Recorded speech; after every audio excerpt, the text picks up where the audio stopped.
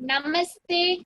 Tonight we have a beautiful yogini born in Finland but settled in Germany for the last few decades as a successful business executive.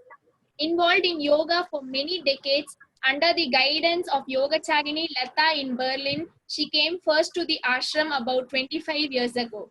She has been an immense support to the ashram through generous donations and wonderful love and loyalty. She spent 6 months doing the International Yoga Teachers course and has returned many times since. She has developed her own group of students in Berlin, brought many to the ashram and guided others through the correspondence course. A quiet and self-effacing personality, she is Yogacharini Vijaya. In recent years, she has served as an assistant acharya during the 6 months training. Her sincere devotion to the Parampariyai makes Vijaya one of Ammaji's most trusted helpers and teachers. And welcome Vijaya, and now to you. Thank you so much, Divya, for inviting me to this session. Thank you. So really looking forward, Vijaya, and I'm sure we'll have a great time together for the next half an hour. Hopefully, yes, I think, yes. I'm happy to be with you online. Yes, that's such a different interaction. Okay, so we'll be moving on to the questions, and many people out there are looking out for your new answers. They're getting so many answers from so many different personalities in the last few days, and it's going to go on for the next week or two. So let's start. So going on to our first one, the definition section. What is your own personal definition of the word yoga? So I accept totally Swamiji's definition of yoga. Yoga is a way of life, bringing all aspects of the life together. So this, of course, means when it's yogic life, it is a conscious life. And it means also it's quite tough. Such a life is tough life for yogis, but for everybody.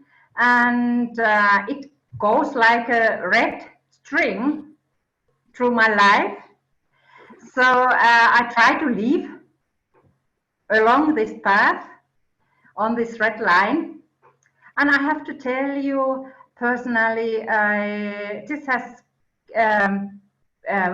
kept me on track, so to say, on my life. Always knowing where to go along. Personally, I have also other definitions for yoga. It is for me, once it is a goal of life, and it is also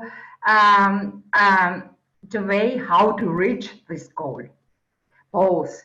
And also, I love the saying of Ammaji during the International Yoga Day. She gave this talk, and she said, yogis, or it is all about becoming a better or good human being. And I feel this is something very, very important in yoga life. This is a high star to reach anyway, but it is something which speaks to my heart very much. There is still something which I think for me important. It is how the journey starts. When you come to yoga, you hardly know anything of yourself. You are just there is everything unknown, and you start to go this path and try to open this unknown and notice actually you are going somewhere which is much more unknown. So at the beginning you have answers, you maybe find answers, I am this, I am that, and so on. And later on you notice actually you can't know anything. and especially you can't get answers through your thinking capacity. This is something out of any reach. So these are the two poles where I'm going between to this unknown. And I think yoga is something which can activate our potential to reach this goal. Yeah, I'm on this journey happily. And think only disciplined work, sadhana, we yogis can come nearer to this goal.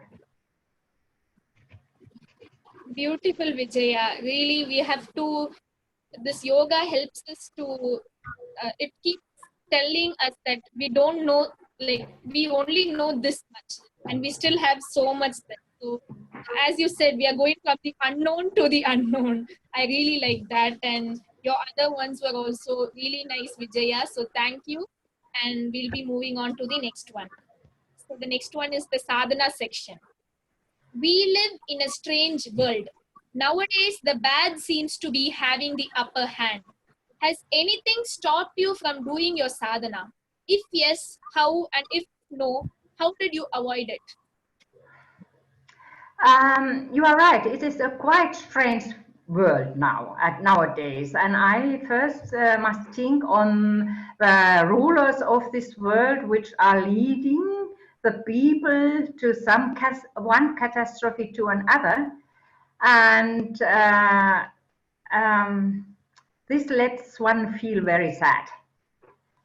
But on the other hand, I feel we cannot get too deep in this negativity which is there, but find a way as a yogis to see everything positively, also Corona.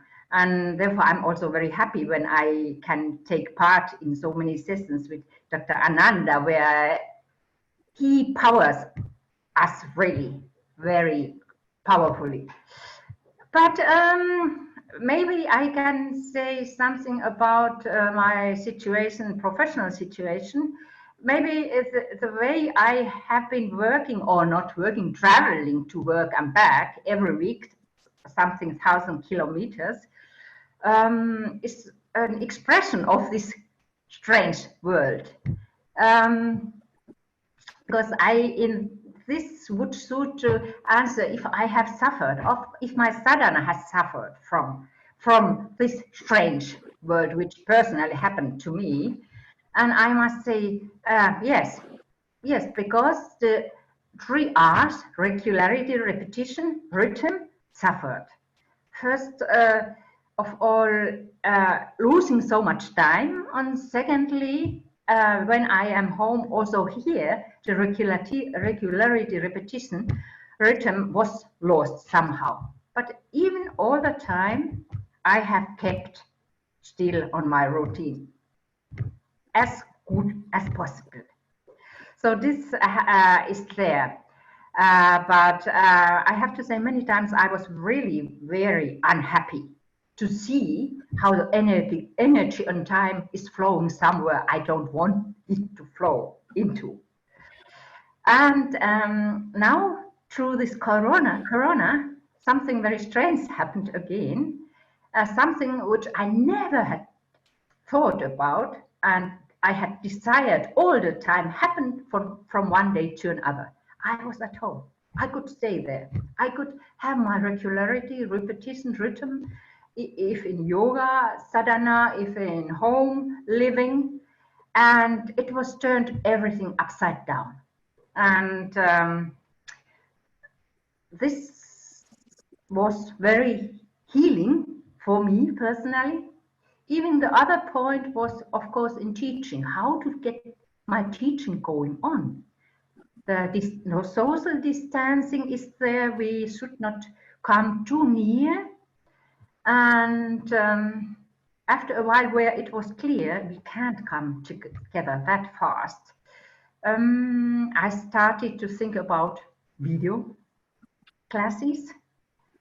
And the problem with my person is I am really not smart in techniques. So trial, error, and without powerful help and loving help of the students, I never could have managed it. So now we have been keeping these classes, but even though it is something different, it is really different to be face to face, physically connected, and not in this digital world. Next step was to try, as it's so beautiful warm here also, to go out into the park and find a place where we could come together. And we have also tried this. Many of the students don't like really to be observed because Berlin is a city where everywhere are people. So this we have to learn to say, oh, it's nothing with me. It's nothing to do with me. If somebody has so much fun to look at, so please go ahead. So we just see how it works in the future and when we can come back into our yoga class.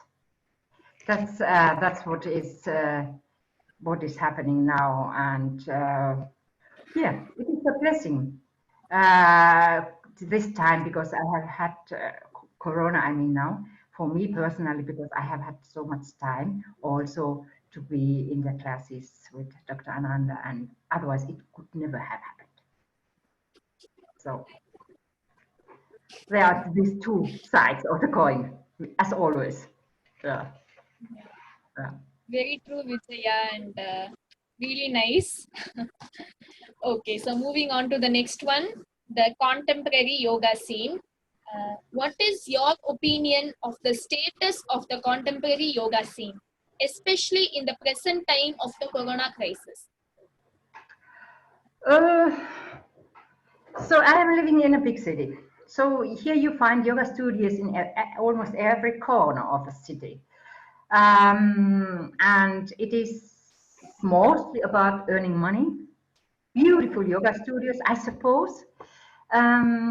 Beautiful equipment, which we all normal dying people don't have. But if I scroll the websites, I see maybe that it is not so much about spirituality and opening the inner search for the students for these things. So that's what actually is important for us, is probably not that important for this kind of yoga classes, because they have to make their living out of it. Now in the time of Corona, also it became a little bit more silent, also in other groups, not only my group.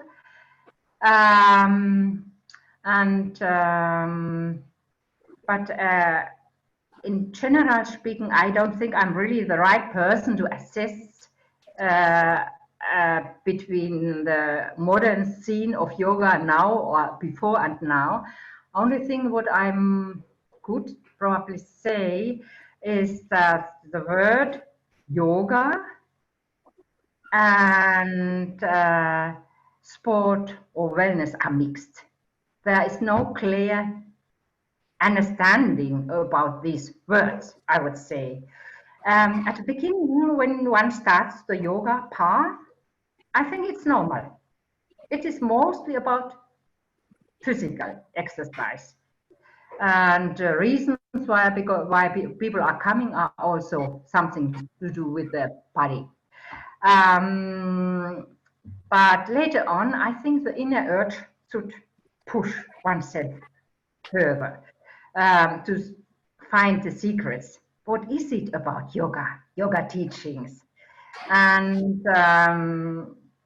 then I start to ask, what about when the teachings are not profound?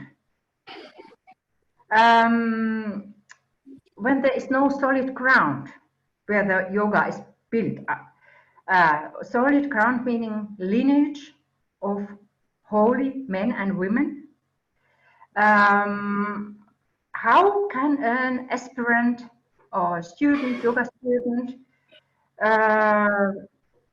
explore or know where to search for these secrecies? And this, in our situation, is totally different. We are just souls,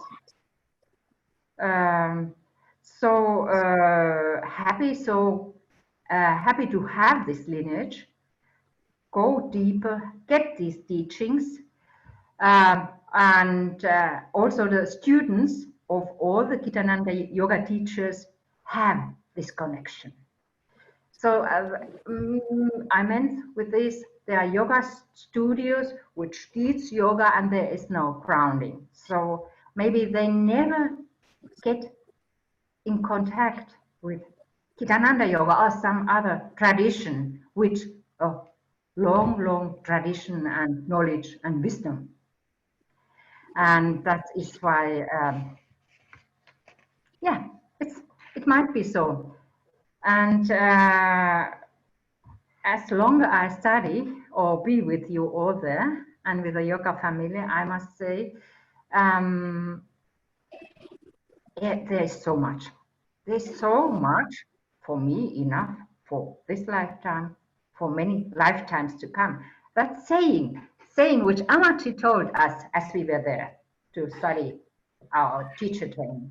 And actually I laughed and thought, yeah, I really didn't understand what she meant.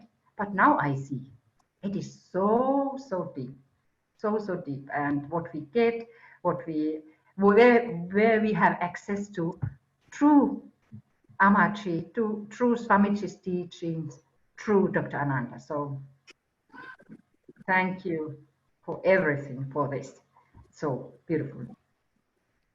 Thank you, Vijaya, and you really covered the contemporary scene, like the present world, and especially with the corona and everything. And as you said, like just having an idea is not.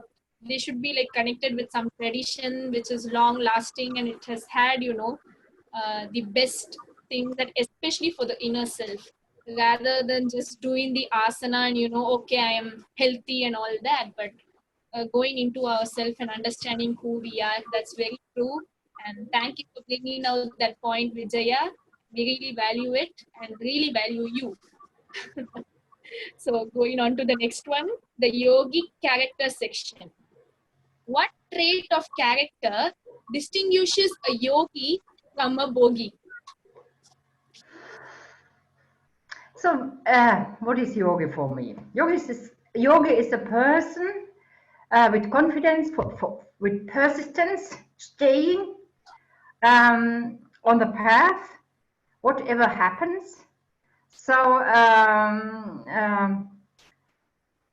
whatever hurdles will come, which even seem to be so hard you can't overcome them, he or she will stay. Don't stop there. And I think therefore one could say all who stay on the yogic path, they are quite strong people. You must be somehow strong. Not to stop there. And of course, there are so character traits, you say, like cheerfulness, joyfulness, not taking oneself too seriously. Discipline belongs absolutely to this character, doing all the duties without excuses. This is something actually for the most people, the most difficult task. If somebody doesn't want to, there's always an excuse. And even for students staying longer on, also with me, So this seems to be very, very tough to stay and see and open eyes and see their own responsibility to everything.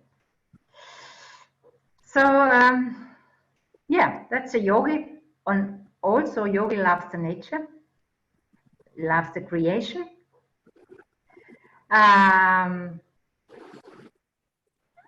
Yogi is a good human being. Again, I must tell, that's what Amache says. We'll try to be the best human being he, she is in this incarnation. That is a good goal for me. I hope also for my students. Yeah. There are so many things. But Bogi, I explained Bogi as a person who finds the worldly pleasures desirable, and she wants everything out of it. So it is, my interpretation is a person trying to get most out of his life, in the sense that we only live once, and let us enjoy and get most out of it. So when one thinks about this definition, it comes for me out. It is somebody. It's all about me. Me. This me wants the best, the largest, the biggest, most, and so on. And this me, when the people around look, this person, they will very fast see there is no place for this other people. It is only all about one bogic life, bogic person. So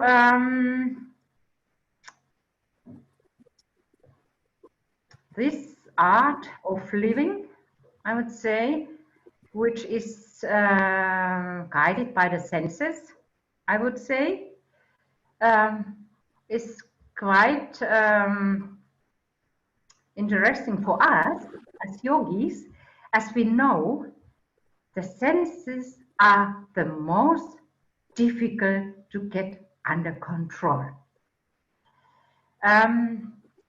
So we all have this bogic in us, and the question is how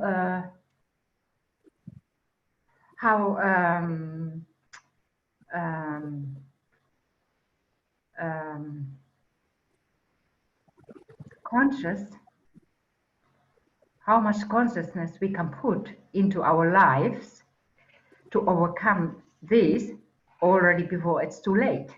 Maybe there are some holes then we drop in and have to try to get out again.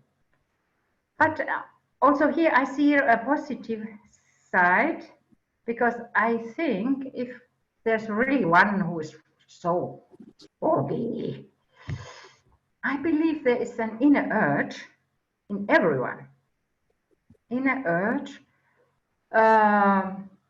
for the inner self, which is rebelling. How do you call it? Rebelling, fighting against this, and creating opportunities for this person to jump out the box. So, okay, for both sides.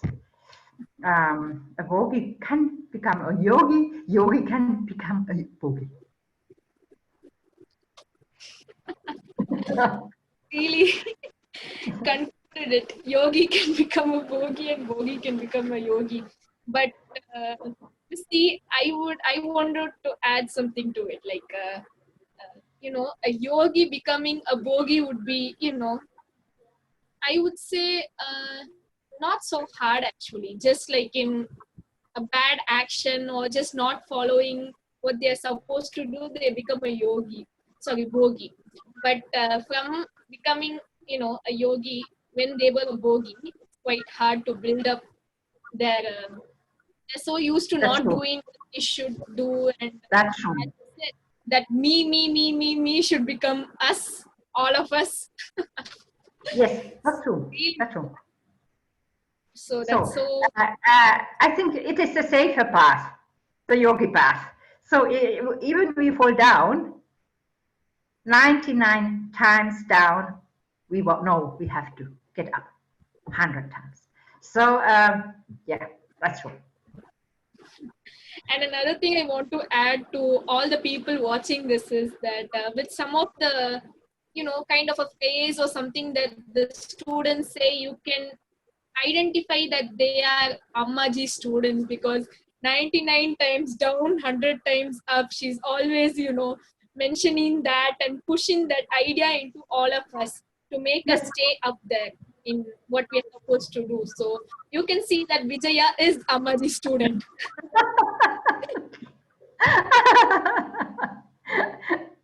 Yeah. Nice, Okay, nice so set. we'll be Yes, moving very nice. on to our last slow answering questions. So the yoga teaching section. Give a personality profile of a good yoga teacher. A good yoga teacher for me, first of all, should be a good human being. And the life of a good human being is an example for the students and others. So this is a good teacher is a good example to how to live, and I see your good yoga teacher also as a character of cheerfulness, happiness, compassionate, loving, caring, and the purest form, I must say, I see in Amachi and Dr.Ananda. So also as um, um, examples, living and showing us the way we can show it further, and hoping that this gets immersed to the students. So that's what I think. But the teacher should also be able to learn from the students, from partners, from colleagues in the work. It's so everything is just a learning experience. Yeah, that's important. But of course, it's not important what to say, or other way around. It is important to know what to teach. So not only be nice and happy and so on, that's not enough. Everybody loves you, you are everybody's darling. No. You must have a grounding through your yoga teacher training, which enables you to teach, which of course everybody has the same experience. I think at the beginning it's quite difficult. I know nothing, how can I? But when we have also now, I have to say also now, this connection to the lineage, to the Gurukula. And we have always the possibility to learn, to check if we understood everything correctly, and make corrections if necessary. And this is the quality also of a yoga teacher, not saying, I know everything, nobody can say me anything. So when we have this opportunity, so we should go and take and thank for these opportunities.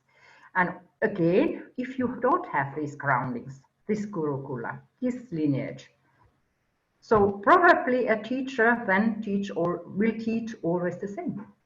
And with the time, it changes in your mind, and you make some changes, and you don't actually know anymore what is correct and what is not correct. So this, I think, is important for Gitananda yoga teacher.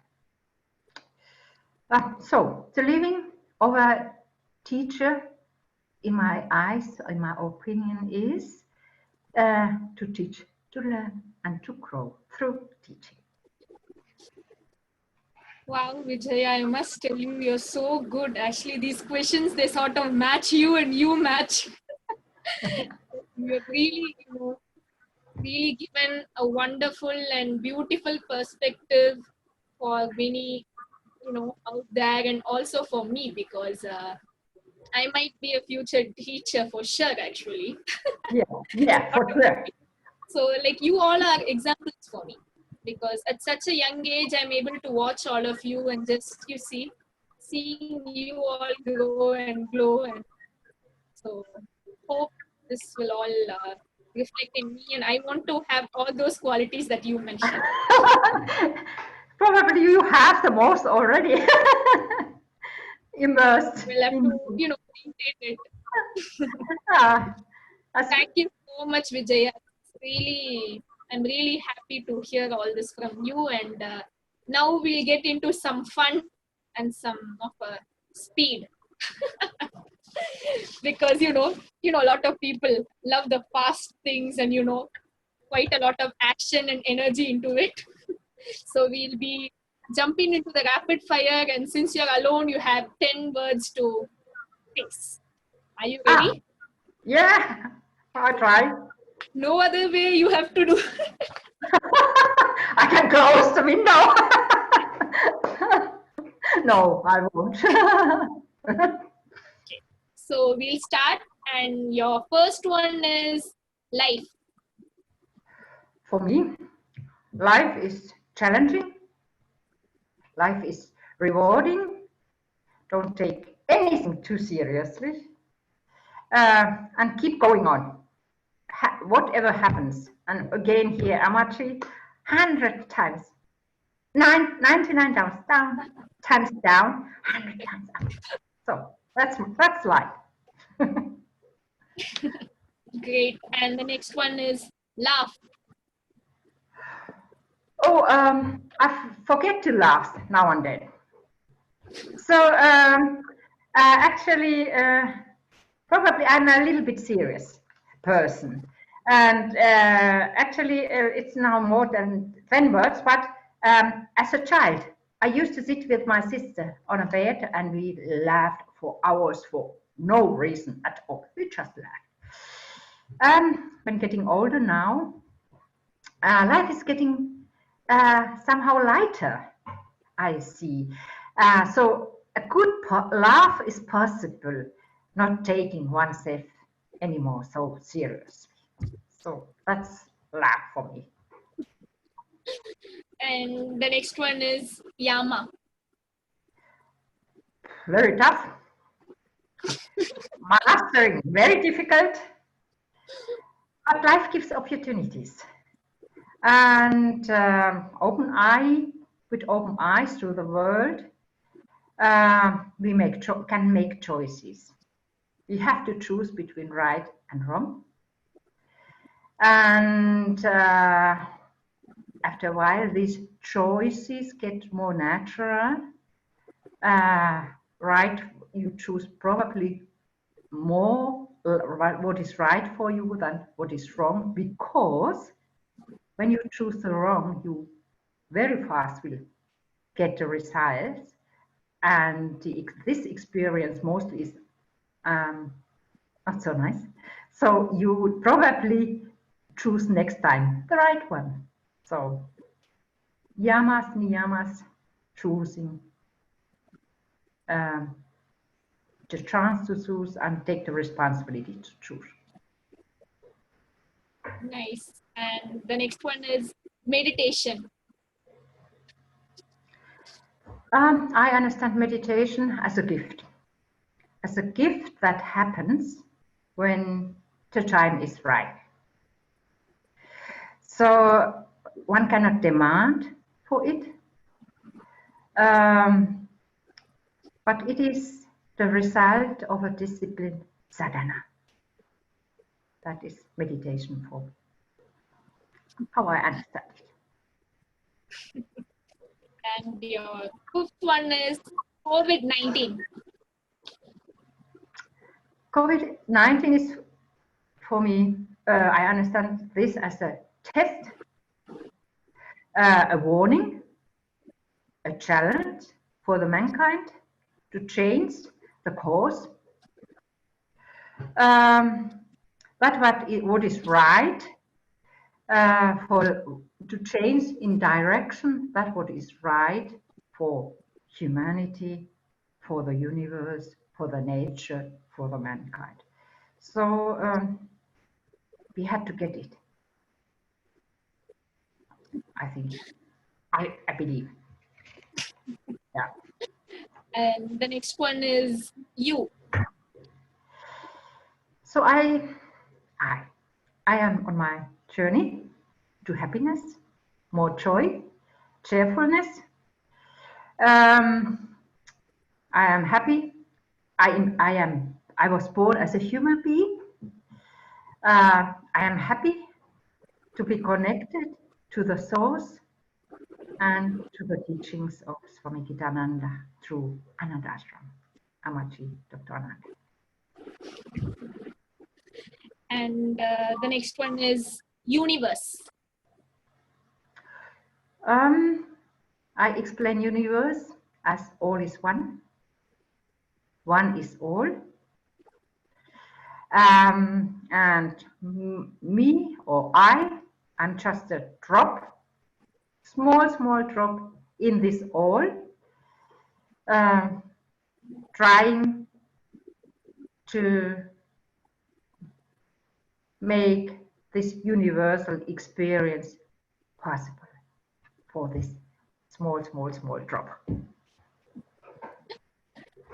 And then you have Raja. Raja, royal path.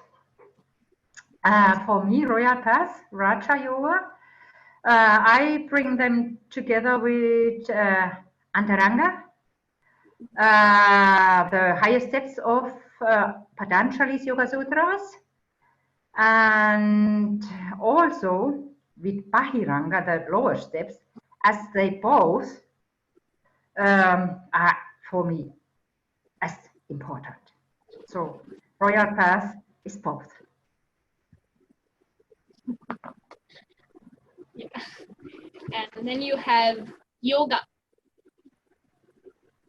Yeah, here I have a saying. I would like to say, life without yoga is possible, but meaningless. So that is yoga for me. Really nice. Like that one.